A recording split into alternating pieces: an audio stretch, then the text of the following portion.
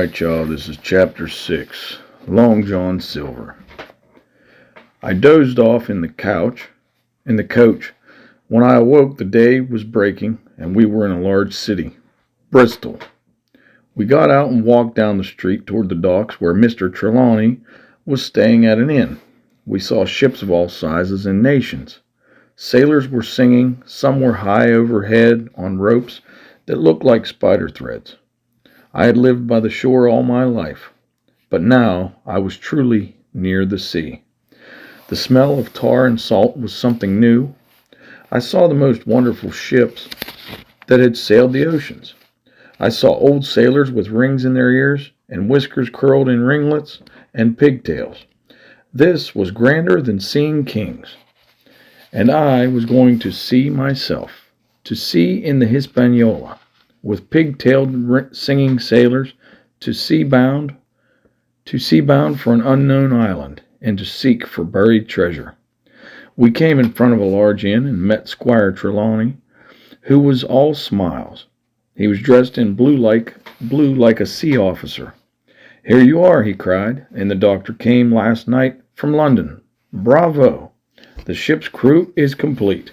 "Oh, sir," cried I, "when do we sail?" "Sail," says he. "We sail tomorrow." After breakfast, the squire gave me a note to take to Long John Silver. He said I would easily find his tavern, the Spyglass, along the docks. It had a large brass telescope for a sign. I set off, overjoyed to see some more of the ships and sailors. I made my way among a great crowd of people and carts, for the dock was now at its busiest, until I found the Spyglass Tavern. It was a clean, bright little place with neat red curtains and an open door. Inside were mostly seafaring men. They talked so loudly that I was almost afraid to enter. Then I saw a man come out of a side room. I was sure he must be Long John. His left leg was cut off close by the hip. Under the left shoulder he carried a crutch.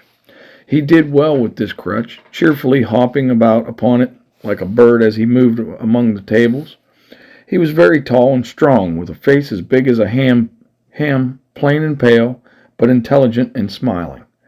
He whistled and merrily gave a hearty slap on the shoulder to a few guests. Now, to tell you the truth, when I first heard of Long John Silver, I was afraid that he might be that one-legged man whom the captain feared. But now I knew this could not be that man. I knew what a pirate looked like. I had seen the captain, and Black Dog, and Blind Pew. This Long John Silver was pleasant and jolly, unlike those other miserable scoundrels. I plucked up courage at once and walked right up to the man. "Mr. Silver, sir?" I asked, holding out the note. "Yes, my lad," said he. "Such is my name, to be sure. And who may you be?" Then he looked at the squire's letter and said quite loudly, "Oh, I see. You are our new cabin boy. Pleased I am to see you." I shook his large, firm hand. Just then, one of the men at a back table rose and ran for the door. I noticed him and recognized him at once. It was the man missing 2 fingers who had first come to the Admiral Benbow. "Oh," I cried, "stop him, it's Black Dog." "I don't care 2 coppers who he is," cried Silver. He hasn't paid. Harry, run and catch him." One of the men near the door leaped up and ran after him. "Who did you say he was?" asked Silver. "Black what?" "Dog, sir," said I. "Didn't Squire Trelawney tell you about the pirates? That man was one of them." "That so?" cried Silver. "In my house? Ben, run and help Harry. One of those pirates was he. Was that you sitting with him, Morgan? Step up here." Morgan, an old, gray-haired, dark-faced sailor, came slowly forward. "Now, Morgan," said Silver very sternly, "you never set eyes on that, Black Dog before, did you now?" "Not I, sir," said Morgan with a salute. "You didn't know his name, did you?" "No, sir." "Get back to your seat, then. Well, let's see. Black Dog. No, I don't know the name, not I. Yet I kind of think yes, I've seen him. He used to come here with a blind beggar, he did. I knew that blind man too, I said. His name was Pew. It was, cried Silver. Pew. That were his name for certain. Ah, he looked a shark, he did. But Ben will run that black dog down. Silver went stumping up and down the tavern on his crutch, slapping tables with his hand. I began again to wonder about this man. After all, I had seen Black Dog in his tavern. The men came back with no Black Dog. Silver was very upset. See here, Hawkins, he said, what will Captain Trelawney think? Me with a pirate in my tavern? But I see you're a smart lad, smart as paint. You saw that we tried to catch him. Why, shiver me timbers, what could I do on this one leg of mine? I'll walk along with you and tell Trelawney the story. On our little walk to the inn along the docks, Silver told me interesting things about the different boats. He knew all about where they were going and what they were loading. He told me stories and taught me seafaring words and phrases. He was one of the best shipmates a lad could hope for. When we got to the inn, the squire and Dr. Livesey were seated together. Long John told the story of Black Dog in his tavern. That was how it were. Now weren't it, Hawkins? He said now and again. The squire and the doctor both agreed that there was nothing more to be done about it. Long John took up his crutch and hobbled out the door. All hands on deck by 4 this afternoon, shouted the squire after him. Aye, aye, sir, cried the sea cook. Well, squire, said Dr. Livesey, this John Silver suits me. The man's a good sort, said the squire. And now, Hawkins, take your hat and we'll see the ship. Chapter 7. We Set Sail. The Hispaniola lay some way out. As we stepped aboard, we were met and saluted by the first mate, Mr. Arrow.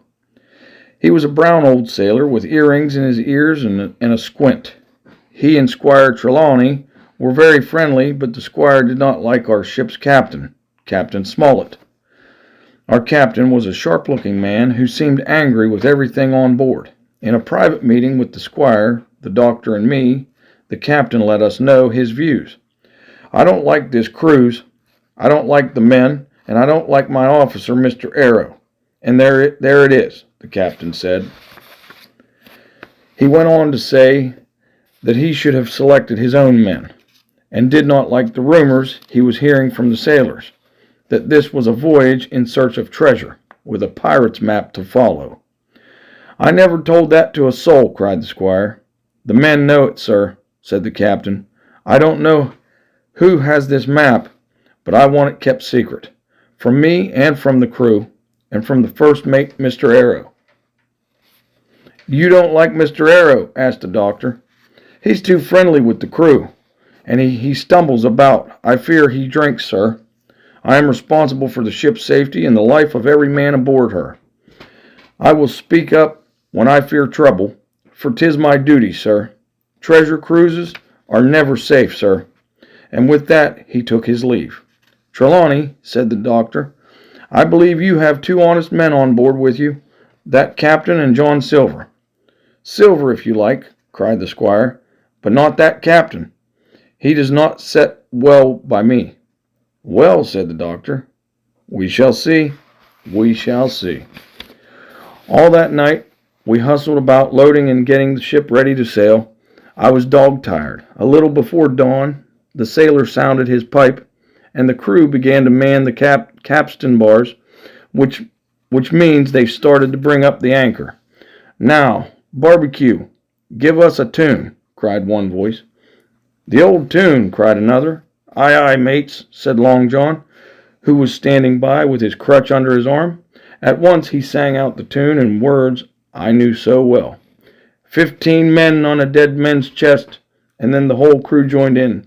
Yo ho ho and a bottle of rum. And at the last ho, they all pushed on the capstan bars, hauling the anchor up a little more each time. Soon the anchor was up and the sails began to fill. The Hispaniola had begun her voyage to the Isle of Treasure. The ship proved to be a good ship. The crew were able seamen, and the captain understood his business. But before we got to Treasure Island, 2 or 3 things happened which I must record and make known. Mr. Arrow, first of all, turned out even worse than the captain had feared. No one listened to his orders. He was clumsy and sloppy, and it was thought he must be drunk. Nobody was surprised when one dark night he disappeared and was seen no more. Overboard, said the captain, shaking his head. Job Anderson was named new first mate. He watched our course and helped the captain. And the coxswain, the man who steered the ship, was Israel Hands. He was a wily old experienced sailor who could be trusted with almost anything. But my favorite of them all was Long John Silver. He was a good sea cook, and the men called him Barbecue. He carried his crutch by a rope round his neck. This way both hands were free for cooking. He kept his cook's galley as clean as a new pin. The dishes were always hanging up. In one corner was his parrot in a cage. He's no common man, that Barbecue, said the coxswain to me. He's as brave as a lion. I seen him grapple 4 men and knock their heads together. All the crew respected and even obeyed Long John Silver. He had a way of helping each man in some special way. Long John Silver was always kind to me and always glad to see me in the cook's galley. Come away, Hawkins, he would say. Come and have a yarn with John. You're young, you are, but you're as smart as paint. I seen that when I set my eyes on you. I can talk to you like a man, my son. Set you down and hear the news. Here's Captain Flint. I calls my parrot Captain Flint, after the famous buccaneer. Captain Flint was just saying our voyage will be a success. Wasn't you, Captain? And the parrot would say very quickly, pieces of 8, pieces of 8, pieces of 8. Now that bird, he would say, is maybe 200 years old, Hawkins. They live forever mostly. She sailed with pirates, she has. She's been to Madagascar and Malabar and Portobello. That's how she learned pieces of 8. You've seen a mite of gold in your time, ain't you, Captain? Stand by to go about, the parrot would scream. The squire and Captain Smollett did not speak to each other much. The squire despised the captain. The captain admitted he liked the ship once it had set sail. Still, he muttered, but I don't like the cruise. All right, everybody, it's chapter 8. What I heard in the apple barrel. Every man on board seemed well content, and never was a ship's company so spoiled. Double grog was often served, and there was plum pudding every few days. Plus, we always had a huge barrel of apples on deck for anyone to help himself. Spoiling the hands and ye make devils, that's my belief, the captain said to Dr. Livesey. Never knew good come of it yet, but good did come of the apple barrel, as you shall hear. For if it had not been for that, we might have all perished. This was how it came about. It was about the last day of our voyage. We were expecting to see Treasure Island late that night or early next day. The Hispaniola rolled steadily. Everyone was in the bravest spirits because we were now so near an end of the first part of our adventure. Now, just after sundown, when all my work was over, I decided to have an apple. The huge apple barrel was nearly empty, so I just crawled over and into the barrel. I sat right down inside to enjoy an apple. I was so tired that the sound of the waters and the rocking movement of the ship put me nearly to sleep. I was jolted awake when a heavy man sat down close by. The barrel shook as he leaned his shoulders against it. I was just about to jump up when the man began to speak. It was Silver's voice. Before I had heard a dozen words, I would not have shown myself for all the world. Instead, I lay there, trembling and listening. Just from Silver's first few words, I realized that all the honest men on board were in danger. What I heard that night in the apple barrel chilled me to the bone. Long John Silver was telling one of the young sailors, Dick, about his pirating days. Flint was captain, he said. It was on the same plunder that old Pew lost his eyes, that I lost this leg. But we got a lot of gold, we did." "Ah," cried the young sailor, "I hear he was the best, was Flint." Long John Silver went on to brag about his adventures. He said that most of Flint's old men were here on the Hispaniola. He was trying to get poor Dick to join the pirates. "You look here," Silver said. You're young, you are, but you're as smart as paint. I seen that when I set my eyes on you. I'll talk to you like a man. You may imagine how I felt. These were the same words the villain had said to me. "You'd make a fine gentleman of fortune, Dick," Silver went on. "They lives rough, and they risk hanging from the gallows, but they get gold. They do, pounds and pounds of it.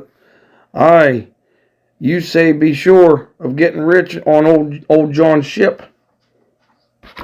"Well," replied Dick, "I didn't like the idea till I had this talk with you, John, but here's my hand."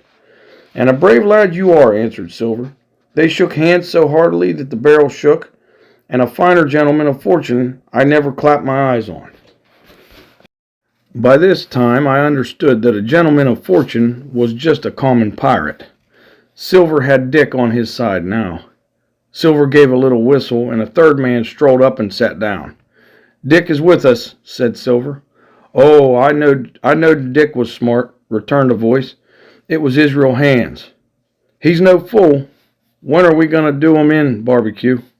"Here's the plan, men," said Silver. "They've got the map, so we'll let this squire and doctor find the stuff and get it aboard. Then we'll finish with 'em at the island." "But," asked Dick, shouldn't we just leave 'em on the island?" "Put 'em ashore and maroon 'em," said the sea cook rascal, "or cut 'em down." "Dead men don't bite," said Israel Hands. "Right you are," said Silver. "I give my vote death. Wait is what I say. But when the time comes, why let her rip? But I claim Trelawney. He's mine." Then he added in a cheery voice, "Dick, jump up like a sweet lad and get me an apple." Imagine my terror. I heard Dick begin to rise, and then almost at the same time the voice of the lookout shouted, "Land ho!" There was a great rush of feet across the deck. I slipped out of that apple barrel and dived behind the foresail. No one had noticed. I ran for the open deck to look for the squire and the doctor. Everyone was staring out to sea. We saw an island with 2 low hills and a third and higher hill. The highest peak was buried in the fog. I heard Captain Smollett giving orders.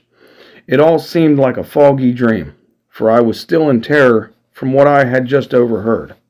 "And now, men," said the captain, "has any one of you ever seen that land ahead?"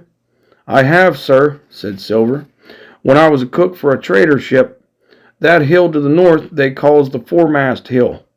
The far south hill is mizzenmast hill.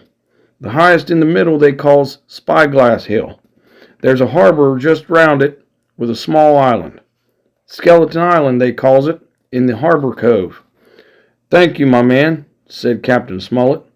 "I'll ask you later on to give us a help. You may go." I was surprised at how coolly John told of the island. A shudder went through when he laid his hand upon my arm. "Ah," says he, "this here is a sweet spot, this island, a sweet spot for a lad to get ashore on. You'll bathe, and you'll climb trees, and you'll hunt goats, you will. Why, it makes me young again. When you want to do a bit of exploring, you just ask old John, and he'll give you snacks to take along." I found Captain Smollett, the squire, and Dr. Livesey talking together on the quarterdeck. I whispered to the doctor, "Bring the captain and squire down to the cabin. I have terrible news." In the cabin, the squire said, "Now, Hawkins, you have something to say? Speak up." I told the whole details of Silver's plans. Nobody interrupted me. They kept their eyes upon my face from first to last. "Well, gentlemen," said the captain, "we can't turn back. We must keep a bright lookout. The map shows a stockade with a blockhouse near the harbor. We'll hole up there and do our planning. We have the four of us plus Trelawney's home servants, Red Ruth, Hunter, and Joyce. That makes 7 against their 19, and there may be more that come to our side. Jim here, said the doctor, can help us more than anyone. The men are friendly with him. Jim is a noticing lad. Hawkins, I put great faith in you, added Squire Trelawney.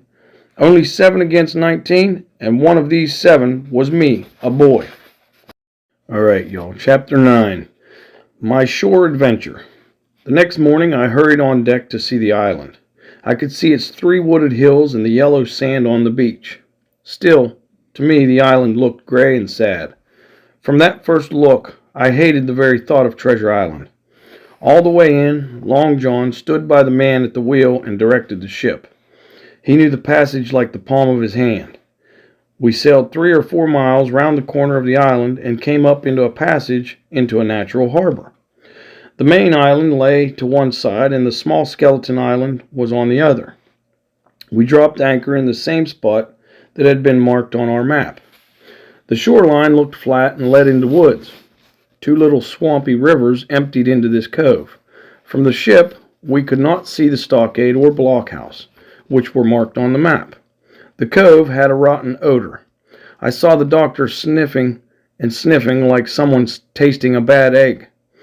I don't know about treasure, he said, but I'll bet my wig there's fever here. It smells of malaria. We had much work. Much work for the little jolly boats had to be loaded. The men grumbled over their work in the hot sun. Anderson was in charge of the boat I worked on, and he grumbled the loudest. The crew was edgy and itching to get ashore. The captain called a private meeting in his cabin. He had decided to let the grumpy crew have an afternoon on shore. Hunter, Joyce, and Red Ruth were told about the pirate gang on board. Pistols were handed out to the 7 of us honest men. When the captain announced to the crew that they could take the jolly boats to shore, they cheered. The cheer echoed off the hills and sent the birds flying and squawking around the harbor. I believe the silly fellows must have thought they'd find treasure the minute they landed. As soon as the captain was in his cabin, Silver sneakily took over as leader. He gathered up 12 men to go to shore with him. 6 of the crew were to stay on the ship, along with our 7. It was then that I had my first wild idea, which ended up saving our lives. I decided to slip ashore too. In a jiffy, I slipped over the side and curled up in the front of the nearest boat. Almost at the same moment, the boat shoved off. No one noticed me but the man at the oar. Is that you, Jim? Keep your head down. But Silver looked sharply over from his boat. Is that Jim there? He called. I began to regret what I had done. My boat was the first to come along the wooded part of the shore. I caught hold of a tree branch as we passed by, swung myself out, and plunged into the bushes, while Silver and the rest were still a ways behind. Jim, Jim, I heard Silver shouting. As you can guess, I didn't answer. I ran, jumped, and ducked through the bushes until I could run no longer. I had given the slip to Long John Silver. Now I could explore this strange island. I found swamps and also a sandy area with a few pine trees. I could see one of the hills with 2 craggy peaks shining in the sun. I was truly on my own. No one lived on the island. My shipmates were far behind me, and I was free. I saw strange flowers and snakes. One raised his head from a rock and hissed at me with a noise that sounded like a rattle. One area had small twisted oaks that grew in clumps. I followed these oaks till I came to one of the little rivers that emptied into the swampy cove. The swamp was streaming in the strong sun. I could see Spyglass Hill through the haze. Suddenly I heard 2 voices, and one was Long John Silver's. I crawled into the tangle of the small oaks, silent as a mouse. Peeking through the leaves, I could see down beside the swamp. There was Silver talking to Tom, a crewman, in the hot sun. I could hear Silver trying to get Tom to join the side of the pirates, and Tom was not in agreement. Silver said, "Tom, I won't join that mess of swabs. I'd sooner lose my hand if I turn against my duty." Tom was interrupted by a cry of anger that came from far out in the marsh. Then came one long, horrid scream. The rocks of Spyglass Hill made the scream echo over the island. Birds rose in the air. It was a scream of death, and it was ringing in my brain. Tom was startled by the scream, but Silver just rested on his crutch, watching Tom like a snake about to spring. John, in heaven's name, who was that? That, Silver smiled calmly. Oh, I reckon that was Allen. Allen, Tom cried. Rest his soul, John Silver. You're no mate of mine. If I die like a dog, I'll die doing my duty. You've killed Allen, have you? Kill me too if you can, but I won't join you. And with that, this brave fellow began to walk away. Silver grabbed the branch of a tree, whipped the crutch out of his armpit, and threw it like a spear. It struck poor Tom right between the shoulders in the middle of his back. His hands flew up, he gave a short gasp, and fell down. The whole world seemed to swirl around me as I fainted from shock. When I came to, the monster had his crutch back under his arm. Tom lay on the ground, dead. I could not believe a human life had been cut short so cruelly before my eyes. Silver then blew upon a whistle. I instantly got out of my hiding spot and headed toward the woods. I could hear calls between Silver and the other pirates. I ran as I never ran before, full of fear. It was all over, I thought. Goodbye to the Hispaniola.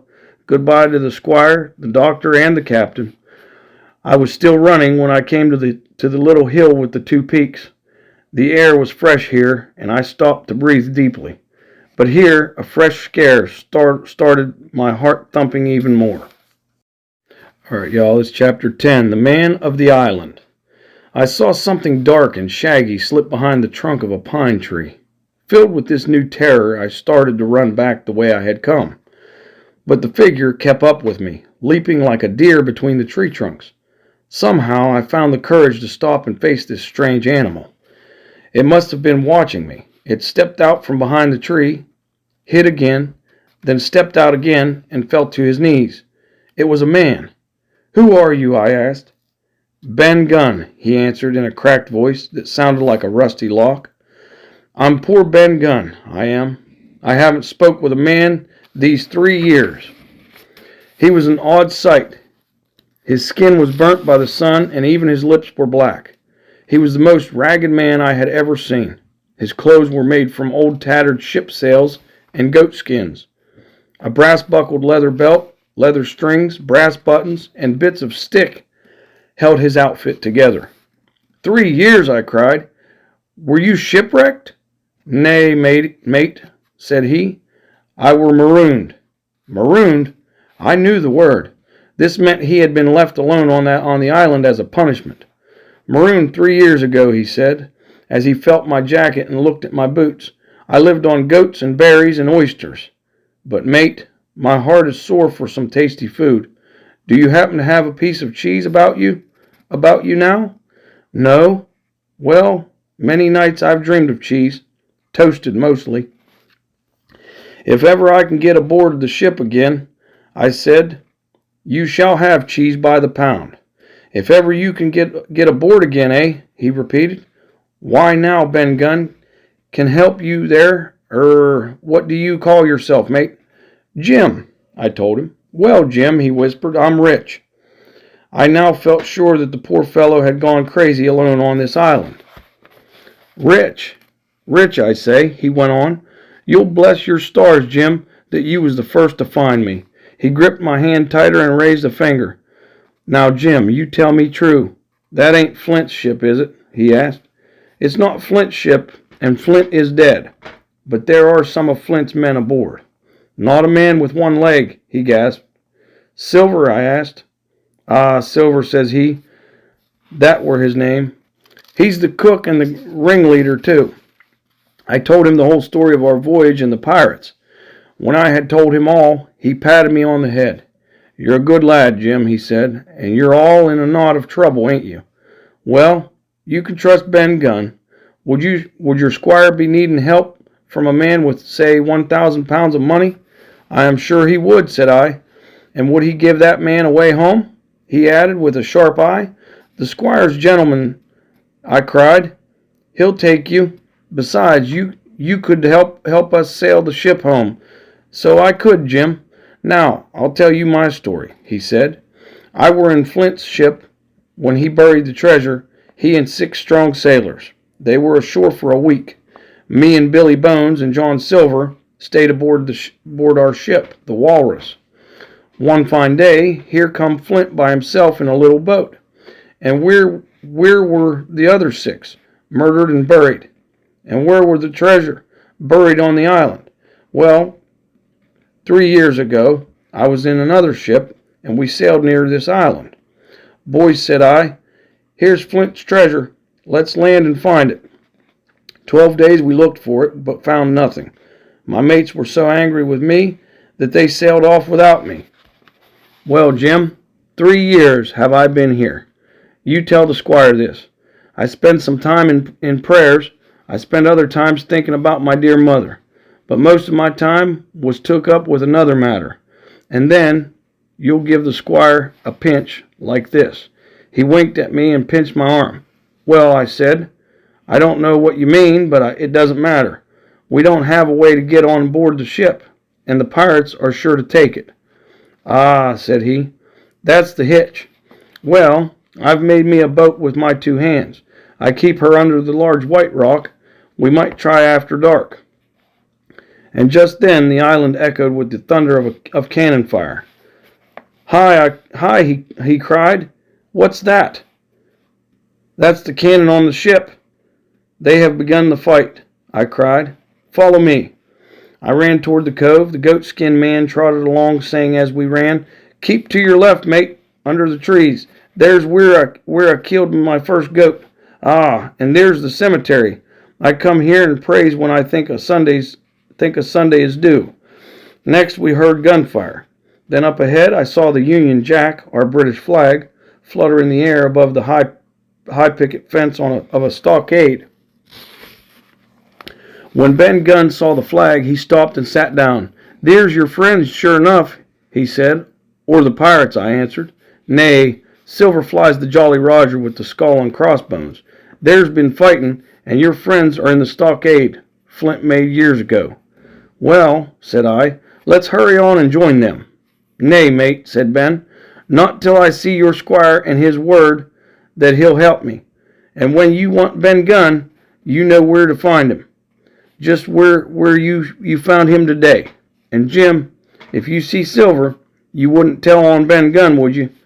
Then came another loud boom. A cannonball tore through the trees and landed in the sand near us. We took off running in different directions.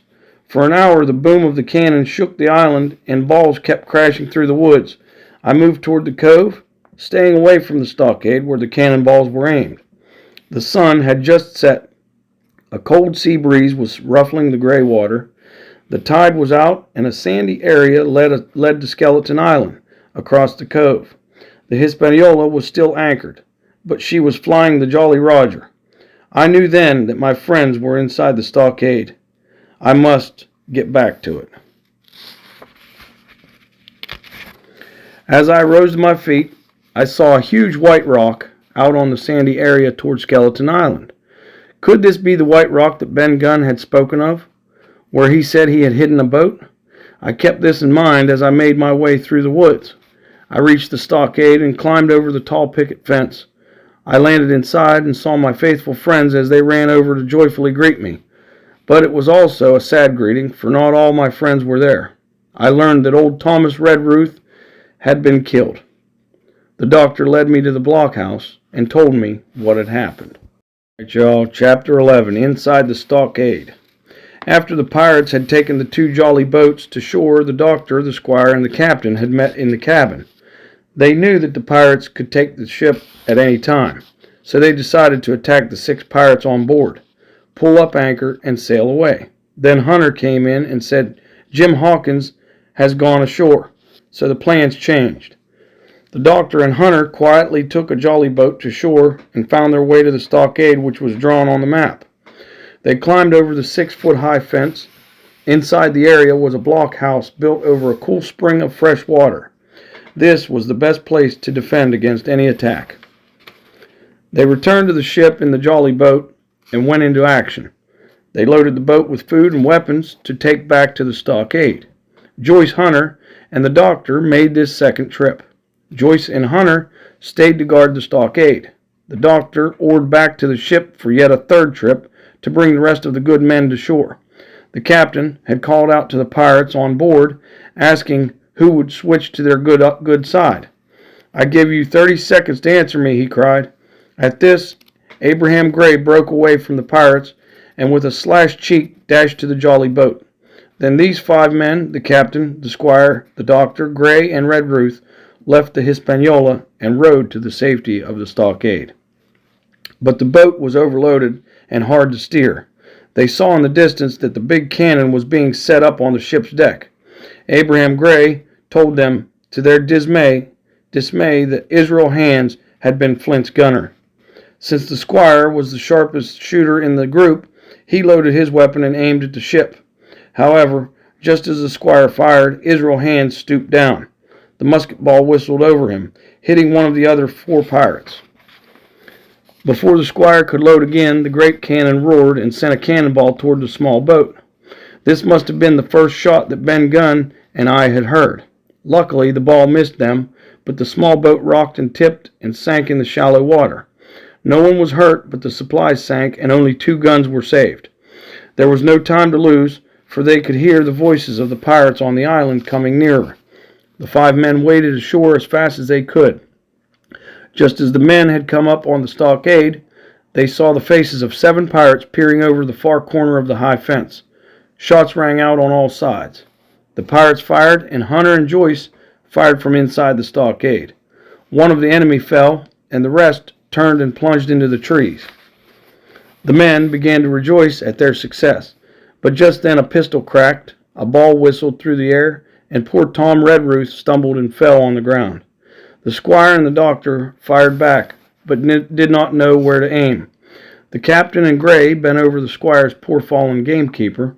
Carefully, they lifted him over the fence and carried him into the log blockhouse. The squire dropped down beside him on his knees and kissed his hand, crying like a child. Redruth asked if he was dying, and the doctor told him that, yes, he was going home. A prayer was said, and the faithful servant passed away. In the meantime, the captain pulled 2 British flags from his coat. He had grabbed them, along with his logbook, a pen, and some ink, before leaving the ship. He and Hunter propped up a fir tree log against the corner of the blockhouse. The captain climbed onto the roof and proudly attached the flag. Then he came into the blockhouse and draped the second flag over the body of Tom Redruth. All through the evening, cannonballs roared and whistled through the air. Ball after ball flew over, or fell short, or kicked up the soft sand in the stockade. Only one ball popped in through the roof of the blockhouse and out again through the floor. And it was at that moment that I had climbed the fence and come running toward the stockade, calling to my dear friends. After I had heard the doctor's story, I told mine. The doctor was very interested in this man of the island, Ben Gunn. "Is this Ben Gunn a good man?" he asked. "I do not know, sir," said I, "and he may be crazy in the head." "Ah," said the doctor, "a man who has been 3 years on a desert island, Jim, might not be in his right mind." "That would be expected. Was it cheese you said he asked for?"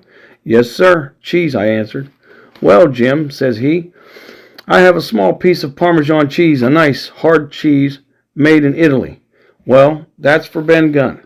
Life in the blockhouse was not pleasant. The cold evening breeze came in between the log walls. With the breeze came sand. There was sand in our eyes, sand in our teeth, and sand in our suppers. Our chimney was a square hole in the roof, and it did not let much smoke out. But most of the smoke stayed inside the blockhouse, making us cough and stinging our eyes. But the good Captain Smollett kept us busy. He set up guard duties, and he had us take turns collecting firewood from outside the stockade. He kept our spirits up, though he knew our wise captain was unhappy. "First ship I ever lost," he said. We did not have much food inside the stockade. We knew it would be a month before a ship would be sent from Bristol to search for us. Our best hope, the captain said, was to kill off the pirates until they gave up or ran away with the Hispaniola. If they took the ship, we could search for more food and wait to be rescued. The 19 pirates were now down to about 14. We could hear them roaring and singing late into the night, camped down on the marshy shore. The doctor said many of the pirates would become sick with malaria before long. I was dead tired, as you may imagine. When I got to sleep, I slept like a log of wood. Early the next morning, I awoke to the sound of voices. "Flag of truce," I heard someone say. Then with a cry of surprise, "It's Silver himself." And at that, up I jumped, rubbed my eyes, and ran to a loophole in the wall.